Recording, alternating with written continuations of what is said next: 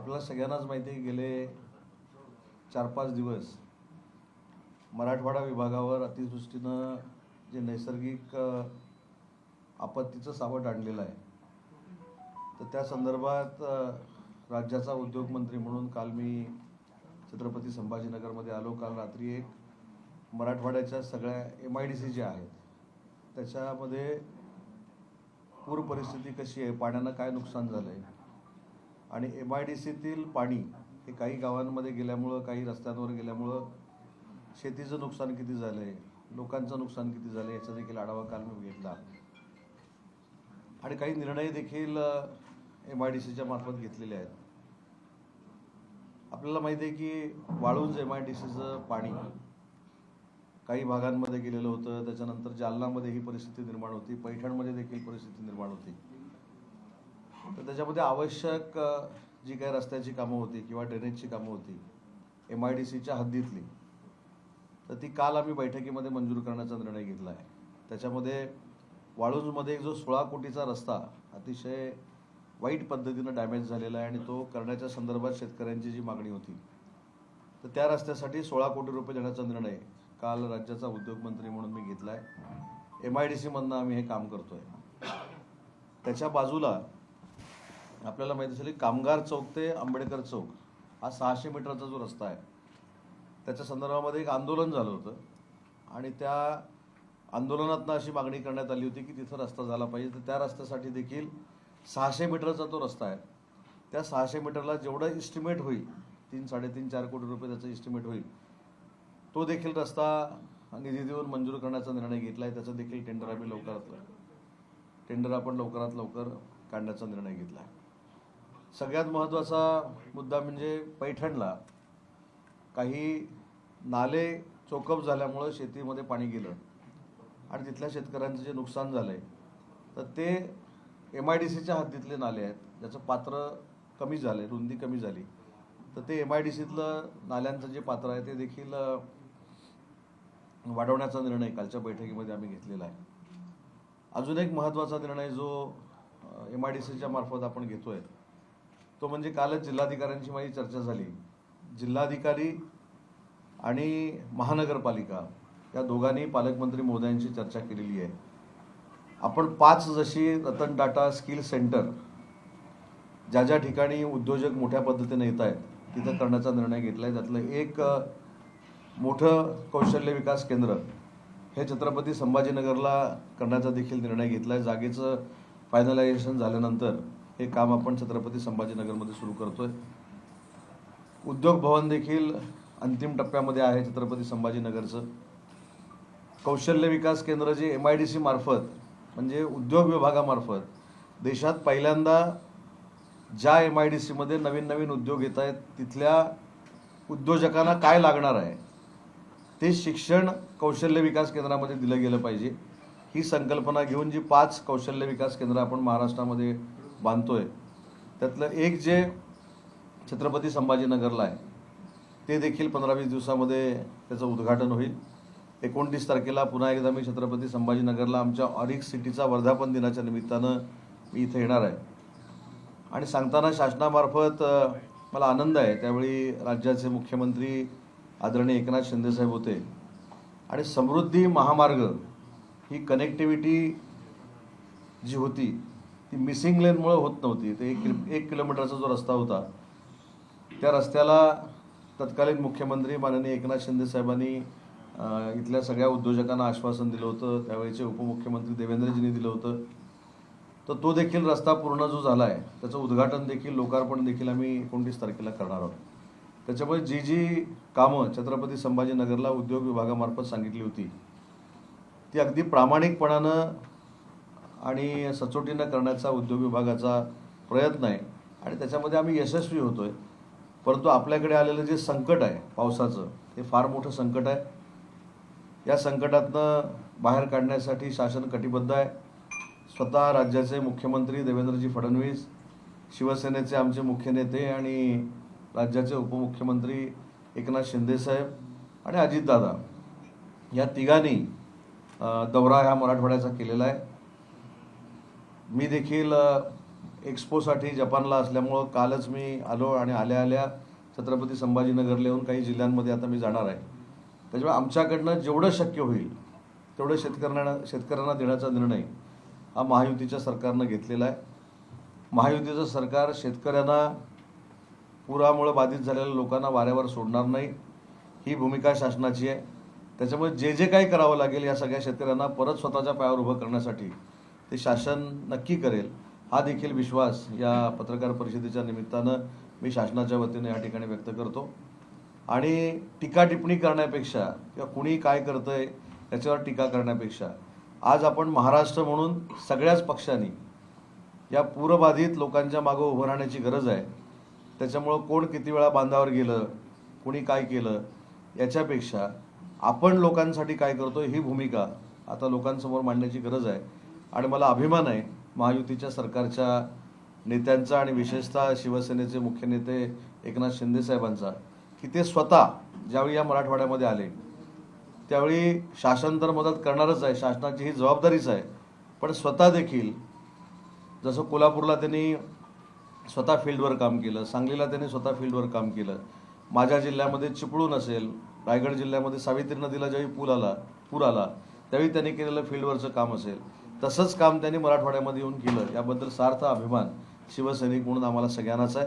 आणि म्हणून शासन कुठच्याही पूरबाधिताला वाऱ्यावर सोडणार नाही, ही शासन म्हणून आमची जबाबदारी आहे आणि ते तिन्ही आमच्या नेत्यांनी स्वीकारलेली आहे. सत्ताधारी आणि विरोधक मराठवाड्यामध्ये फिरताय, बांधावर जात आहे, मात्र धाराशिवमध्ये सर्वाधिक जास्त नुकसान ज्या ठिकाणी झालंय तिथले जिल्हाधिकारी कार्यक्रमात नृत्य करतात. हा बेजबाबदारपणा आहे. जर जिल्ह्याचे प्रतिनिधी अशा पद्धतीने पंचनामे न करता नृत्य करत असतील तर शेतकऱ्यांना मिळणार नाही. अशा पद्धतीनं धारावीच्या जिल्हाधिकाऱ्यांनी जर कृत्य केलं असेल, अशा संकटकाळ धाराशिवच्या जिल्हाधिकाऱ्यांनी त्याची नक्की दखल माननीय मुख्यमंत्री आणि दोन्ही उपमुख्यमंत्री घेतील. काल उद्धव ठाकरे असं म्हणाले की जर दिवाळीपर्यंत तुम्ही मदत केली नाही तर आम्ही रस्त्यावर उतरू आणि शिवसेना रस्त्यावर उतरेल लोकांना घेऊन, कारण सरकारची नियत दिसत नाही मदत करायची, पण आम्ही सध्या राजकारण करणार नाही, त्यांना दिवाळीपर्यंत मुदत नाही. हे बोलूनच त्यांनी राजकारण केलेलं आहे. सध्या मी राजकारण करणार नाही पण रस्त्यावर उतरणार. रस्त्यावर उतरायची काहीच गरज नाही. ज्यावेळी रस्त्यावर उतरावायचं होतं, ज्यावेळी बांधावर यायचं होतं, तुम्हालाच माहिती आहे ते किती वेळा आले. त्याच्याबद्दल मला म्हणून सांगितलं मला राजकारण करायचं नाही. आज विरोधामध्ये कुठेतरी स्थानिक स्वराज्य संस्थांच्या मताचं राजकारण करायचं आहे, म्हणून अशा पद्धतीची भूमिका विरोधकांनी मांडणं ही अयोग्य आहे. महाराष्ट्राला राजकीय संस्कृती आहे आणि त्या संस्कृतीचा आधार घेऊनच शिवसेनेचे मुख्य नेते एकनाथ शिंदे साहेब या मराठवाड्यामध्ये आले होते. त्याच्यामुळं उगाचच नाहक राजकारण करण्याची आवश्यकता नाही. तुम्ही काय मदत केली ही सांगण्याची आवश्यकता आहे. सरकार म्हणून आम्ही इथल्या सगळ्या मराठवाड्याच्या लोकांबरोबर आहोत. आपण उद्योग मंत्री आहात. खरं तर सीएसआरचा फंड अनेक कंपन्यांकडे असतो, तो तुम्ही शेतकऱ्यांच्या मदतीसाठी वळवणार आहात का, किंवा तसं आवाहन कंपन्यांना? नाही, सीएसआरचा फंडापेक्षा मी स्वतः, आज खरं तर हा प्रश्न तुम्ही चांगला विचारला, मी स्वतः आता या पत्रकार परिषदेनंतर ट्विट करणार आणि हे राजकीय उत्तर नाही, माझ्याकडे ट्विट पण तयार आहे. तर मी स्वतः माझ्या मानधनातले 11 लाख रुपये हे मी मुख्यमंत्री सहाय्यता निधीमध्ये वर्ग करणार आहे. आणि नाही तर उद्या उद्योजक विचारतील तू काय केलंस आवाहन करायच्या अगोदर. आणि मी महाराष्ट्रातल्या तमाम सगळ्या उद्योजकांना आवाहन करतो, महाराष्ट्राच्या शेतकऱ्याच्या मागं उभं राहणं ही सरकारची जबाबदारी आहे. सरकार ती जबाबदारी नक्की पार पाडेल, परंतु अशा संकटकाळी महाराष्ट्रातल्या उद्योजकांनी देखील आपल्या महाराष्ट्राच्या जनतेच्या मागं उभं राहणं गरजेचं आहे. आणि म्हणून त्यांनी त्यांच्या परीने जे जे काही करता येईल ते मुख्यमंत्री सहायता निधीमध्ये करावं, हे आपल्या मार्फत मराठवाड्यातूनच मी आवाहन करतो. गाव पाण्यात मात्र तानाजी पुण्यात अशा प्रकारे टीका करत संजय राऊतांनी विचारलं की तुम्ही आम्हाला शिकवणार मदत कशी करायची म्हणून. या बाबतीत मला स्पष्ट असं सांगायचं आहे की ही काय स्थानिक स्वराज्य संस्थेची निवडणूक नाही की मी किती मदत केल्यानंतर मला मतं पडणार आहेत. काही लोक बांधावर मतासाठी आलेले आहेत, पण महायुतीचे सगळे नेते, त्याच्यामध्ये तानाजी सावंत देखील आहेत, हे अतिशय प्रामाणिकपणानं मराठवाड्यामध्ये सगळ्यांना न्याय देण्यासाठी काम करत आहेत. मी असं म्हणत नाही की सगळ्याच पक्षाचे करत असतील, पण यायचं आणि तोंडसूक घेऊन जायचं अशा संकटाच्या वेळी हे योग्य नाही. इथं तुम्ही येऊन काय केलं हे खरं त्यांना जनतेला सांगणं गरजेचं होतं. त्याच्यामुळं स्वतः फक्त यायचं, मी त्याचा उल्लेख पर्यटन असं करणार नाही, पर्यटनासारखं आल्यासारखं यायचं निघून जायचं आणि उगाचच नाव फक्त शिंदेसाहेब आणि त्यांच्या सभोवतालच्या लोकांवर टीका करायची, हे काय राजकीय परिपक्वता आहे असं मला वाटत नाही. इथं आल्यानंतर राजकारण करण्यापेक्षा सगळ्यांनी एकत्र येऊन आम्ही महाराष्ट्रातल्या मराठवाड्याच्या मागं कसं उभं राहणार आहोत ही खरी शपथ घेतली पाहिजे, हा संकल्प केला पाहिजे. आणि आचारसंहितेनंतर आहे ना, छत्रपती संभाजीनगर महानगरपालिका आहे, जिल्हा परिषद आहे, त्यावेळी बघू ना, तुम्ही आमच्यावर टीका करा, पण आम्ही तुमच्यासारखी टीका करणार नाही. पण आम्ही विकास कामं जी काही केलेली आहेत ती आम्ही जनतेला सांगू.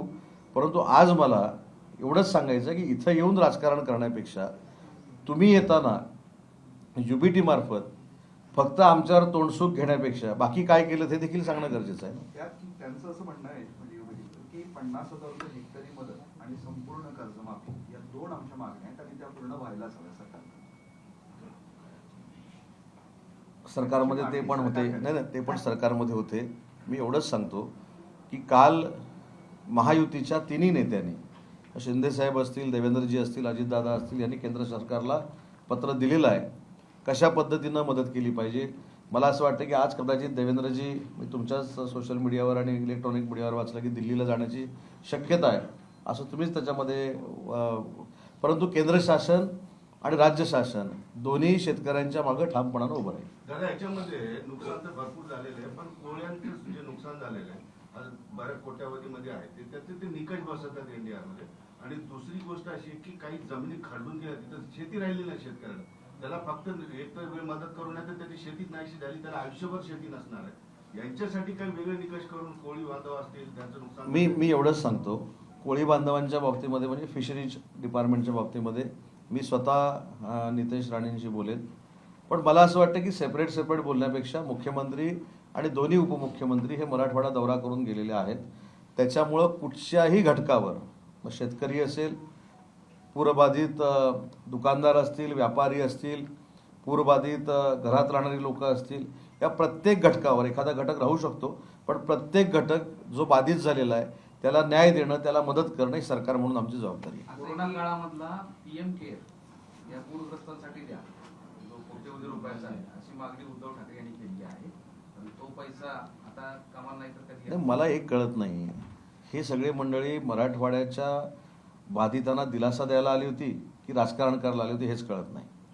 खरं तर PM केअरमधनं द्यायचं, CM केअरमधनं द्यायचं हे केंद्र शासन ठरवेल. पण केंद्र शासन महाराष्ट्राच्या मागं ठामपणानं उभं राहील ही खात्री माझ्यासारख्या कार्यकर्त्याला नक्की आहे. आता तुमची भूमिका काय किंवा सरकारची भूमिका काय? केंद्राकडे काही विनवणी करणार आहे, मागणी करणार आहे किंवा PM केअरचा फंड इकडे द्या? नाही, मी त्याच्यामध्ये स्पष्ट असं सांगितलं की केंद्र सरकारला तिन्ही आमच्या नेत्यांनी, महायुतीच्या नेत्यांनी पत्र दिलेलं आहे अमित शहा साहेबांकडे. केंद्र शासनानं पैसे कुठनं द्यायचं हे केंद्र शासन ठरवेल. पण केंद्र शासन महाराष्ट्राच्या मागं ठामपणानं नरेंद्र मोदी साहेबांच्या नेतृत्वाखाली उभं राहील याची पूर्ण खात्री आम्हाला आहे. एकनाथ शिंदे हे बंद पडलेली कंपनी आहे, त्यावर काय बोलावं असं उद्धव ठाकरे काल म्हणून गेले. आता ह्याला काय म्हणावं आपणच सांगा. 3 वर्षापूर्वी ज्या एका राजकीय व्यक्तीनं अनेकांचं दुकान बंद केलं, म्हणजे कंपनी बंद केल्या, त्यांच्या कंपनी बंद पडल्यानंतर मराठवाड्याच्या पूरग्रस्त भागाचं भांडवल करून जे राजकारण करतायत यांची कंपनी ऑलरेडी एकनाथ शिंदे साहेबांनी 3 वर्षापूर्वी बंद पाडलेली आहे. त्यांचं दुकान बंद केलेलं आहे. शिंदे साहेबांच्या काळामध्ये NDR-च्या एकाच्या दुप्पट मदत शेतकऱ्यांना देऊ केली, तसा GR पण काढला होता. मध्यंतरी तो GR रद्द केला. आता यावेळेस काही नवीन काढणार आहे का? अशा आपत्कालीन परिस्थितीमध्ये अनेक नवीन GR निघतात. तिन्ही नेते जे आहेत हे अतिशय अनुभवी आहेत. महाराष्ट्राला काय द्यायचं, बाधित लोकांपर्यंत कशा पद्धतीनं पोचायचं हे ज्ञान त्यांच्याकडे आहे.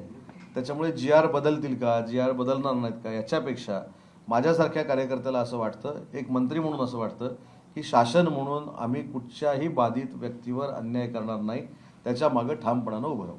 असं आहे की तुम्ही आता जे सरकारच्या सोबत आहे असं नेहमी म्हणता तुमचं सरकार, मात्र नवीन पीक विमा धोरण जे तुम्ही स्वीकारलेलं आहे त्यामध्ये तुम्ही हे सगळे निकष वगळले. अतिवृष्टी वगळली आहे, कापणी प्रयोगावरती तुम्ही हे देणार आहात, म्हणजे मदत देणार आहात. 4 ट्रिगर तुम्ही सगळ्या बंद करून टाकल्या. मग कसं मिळणार? नाही, पूर्वी 2 महत्त्वाच्या गोष्टी आहेत. 25% अग्रिम रक्कम मिळत होती, त्यामुळे शेतकऱ्याला पुढच्या पेरणीसाठी त्याचा फायदा मी होतो. दोन विषय सांगतो. पीक विमा आणि आपत्कालीन परिस्थितीमध्ये नैसर्गिक आपत्ती आली म्हणून बाधितांना मदत करणं हे 2 भाग आहेत. विमामध्ये जर काही पाठीपुढं झालं असेल तर त्याचा निर्णय आपण घेऊ शकतो. परंतु आज शासन म्हणून शेतकऱ्याच्या मागे उभं राहण्याची जी गरज आहे ती 100% आम्ही पूर्ण करू. आणि विम्यामध्ये किंवा विम्याच्या तुम्ही कंडिशन्समध्ये काही जर पाठीपुढं झालं असेल तर ते देखील सुधारण्याची भूमिका घेईल. सरकारने हिरावून घेतलेलं आहे. मदतच नाही मिळणार आहे ह्या कापणी सगळ्याची. प्रयोगानंतरच जर त्याच्यामध्ये काही तफावत आढळली तर मदत मिळणार आहे, नुकसानीची कुठलीच मदत मिळणार आहे. मी एका वाक्यात सांगितलेलं आहे, शासन हे सुप्रीम अथॉरिटी आहे, त्याच्यामुळं मराठवाड्यातल्या शेतकऱ्यांना वाऱ्यावर सोडणार नाही. हे पुढं तुम्ही 15 दिवसांना आम्हाला सांगाल की शासन 100% जे काही निकषात बदल करायचे असतील, जे काय अजून काय करायचं असेल ते नक्की करेल.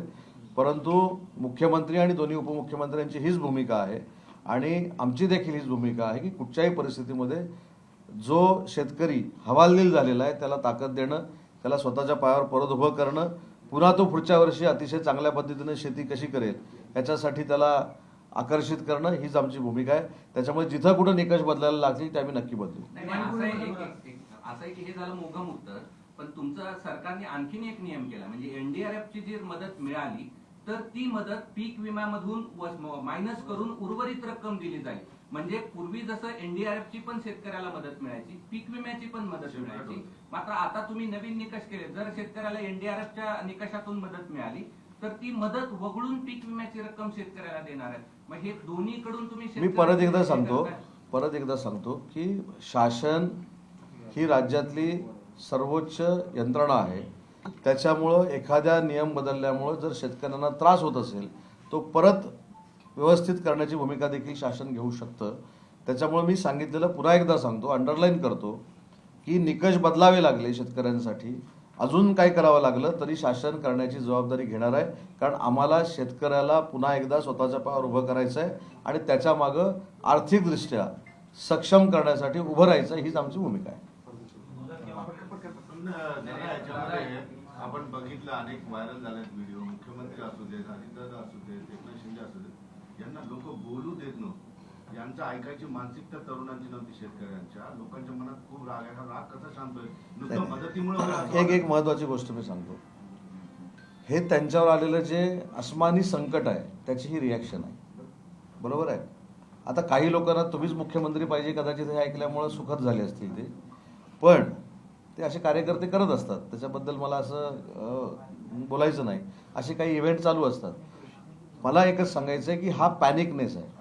ज्यावेळी आपल्याकडचं सगळंच निसर्ग हिरावून घेतं त्यावेळी आपल्याला उभं करण्यासाठी सरकारनं काहीतरी केलं पाहिजे, ही त्यांची भूमिका असते. आणि त्याच्यातनं मुख्यमंत्र्यांच्या समोर असेल, उपमुख्यमंत्र्यांच्या समोर असेल, जर एखादा शेतकरी बोलला असेल तर तो आमच्या कुटुंबातला आहे.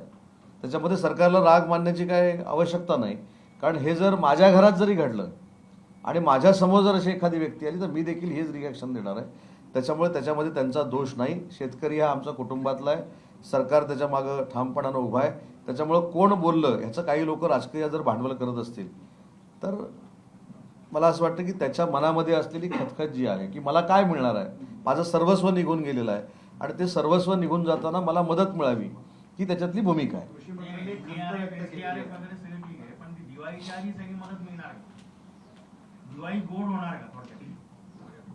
स्वतः मुख्यमंत्री महोदयांनी आणि दोन्ही उपमुख्यमंत्र्यांनी सांगितलंय की लवकरात लवकर मदत देण्याची भूमिका ही सरकार घेणार आहे आणि त्यातली प्राथमिक मदत जी आहे ती द्यायला देखील सुरुवात झाली. लवकरात लवकर म्हणजे काही टाइम बॉन्ड अजूनपर्यंत सांगितलं नाही. एक दुसरं, एकरी 10,000 रुपयाची मागणी करतात, ती पूर्ण करण्यासाठी ताकद राज्य सरकारकडे सध्या आहे का?